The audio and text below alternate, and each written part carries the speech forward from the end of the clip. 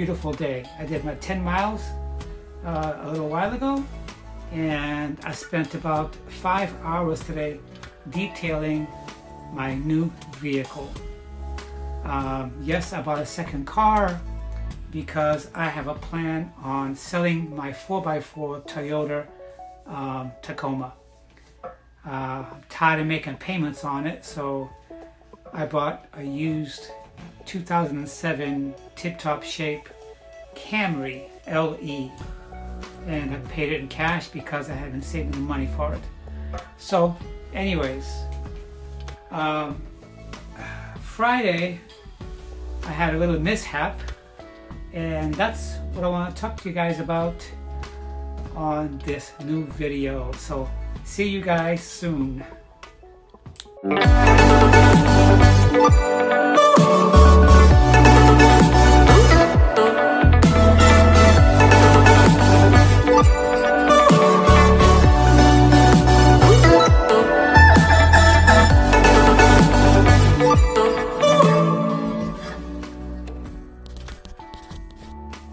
Hi guys, I'm back. Alright, so anyways, my story takes place within 2 days of this week, and they're not good. Friday, I was in the process of checking out 2 vehicles that I was interested in buying.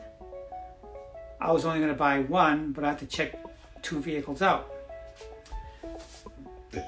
After I had decided which car I wanted to get, I called up the dealership, and they told me that the car was available. It was a Buick. It was a sporty Buick. It had 150,000 miles on it, and it was a 2011.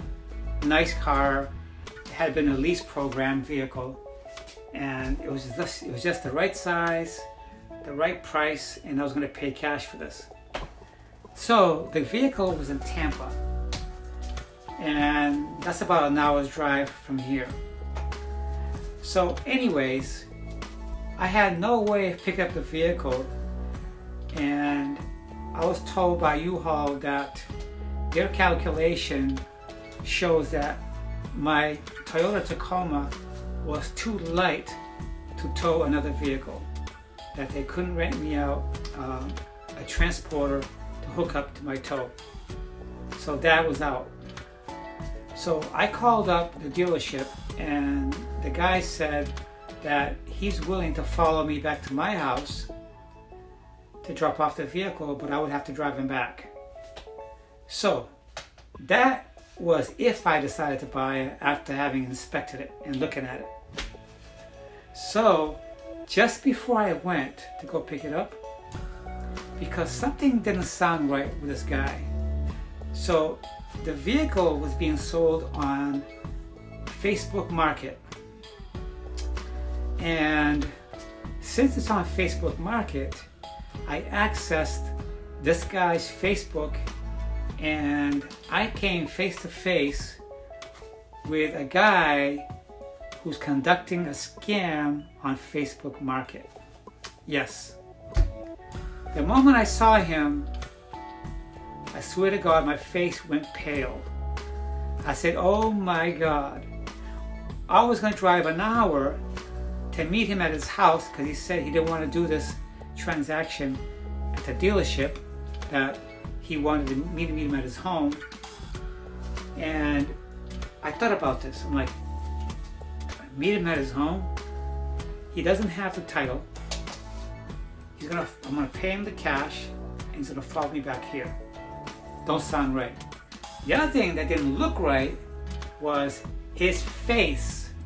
His face was plastered with tattoos. I couldn't even see one freckle if he had any freckles. Okay? And I have nothing against tattoos, but when you get that much tattoos that I can hardly see your eyes, it doesn't look right. If you own a dealership, and if you're reputable, Who's going to buy a car from a guy whose face is covered with tattoos, teardrops in his face and zigzags everywhere? All right? As I looked at his Facebook further, his girlfriend was the same way. These people look like scumbags. Okay? It looked like they just got out of jail. And I'm going to drive down there with cash to meet him at his house and do the exchange.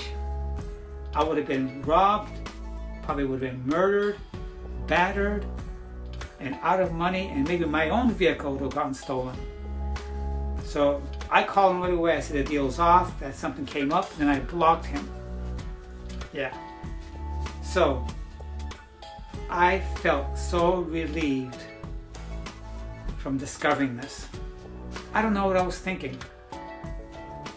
So anyway, incident number 2. Saturday,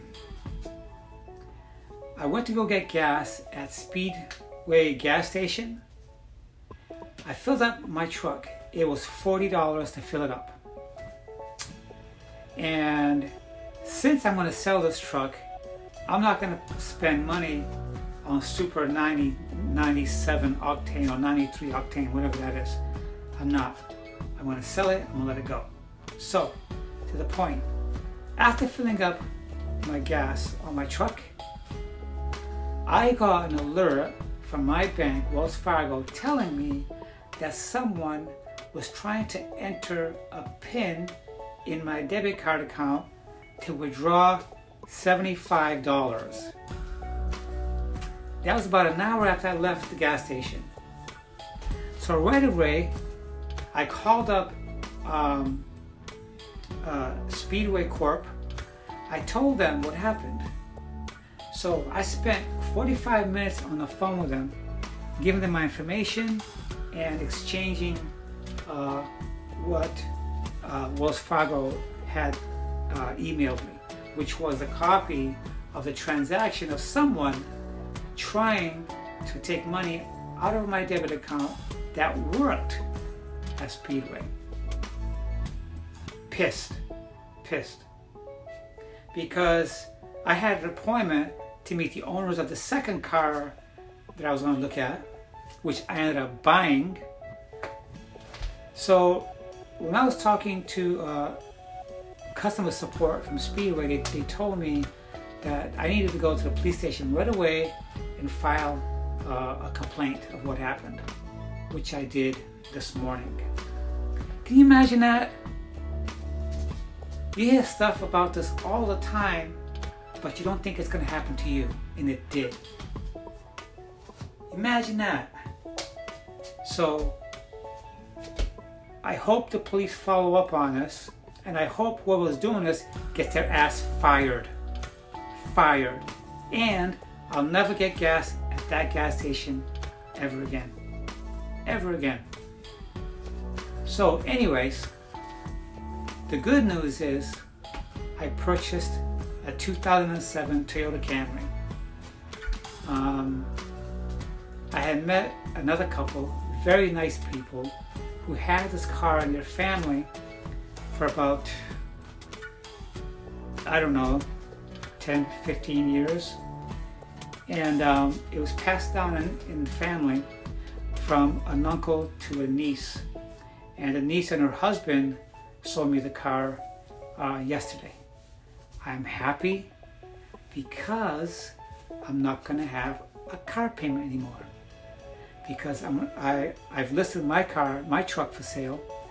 I would have had almost another 4 years to go on it. And one of the reasons why I bought the truck was because I had planned on moving up north to live closer to my family. But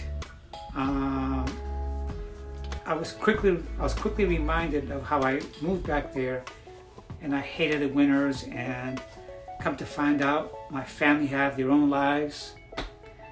They're not going to be calling me every day to do things with. So I said, is it worth it? If I miss my family, then I'll get on a plane, get up there, and spend some time, and come back to my small, little, humble, peaceful abode. Okay? I like Florida. I enjoy my peace and quiet, and although I love my family and my son and everything, they can always hop on a plane too if they miss me to come visit me. But they haven't in the past almost 20 years. I do go up there. I was up there last year for 10 days. Lots of drama. I don't want to get into that. But anyway, I'm stoked about buying a new car. It's not new, to me it's new. The body on it is impeccable. It's a V6. The interior is very, very nice. It's got brand new tires. But I'm going to invest another couple of grand on it just to make sure that it's driving sound, that the engine is reliable. I'm not going to trust that they took care of it. I'm going to go ahead and do the thing I need to do to give me a peace of mind. So I hope that you guys take something out of my story today. It's simple, but it can be very, very complicated when you're buying a car from Facebook Market. There's a lot of scammers there. A few months ago, I was interested in buying an RV so I can RV the country when I retire, and I encountered nothing but scammers. Scammers! What the hell is going on in this country? They'll try to steal your debit card, try to sell you somebody else's vehicle. God damn. But everything else is good. I did my 10 miles today, which I do every other day, sometimes every 2 days. I feel wonderful. And I hope that you guys are doing good. Okay? Be careful when you go to the gas station and enter your PIN, because you don't know who's watching you. Alright? So you guys have a nice night. I hope to talk to you guys soon.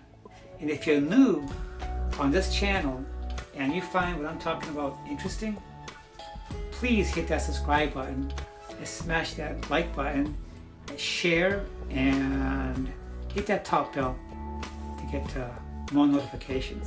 You guys take care. Bye.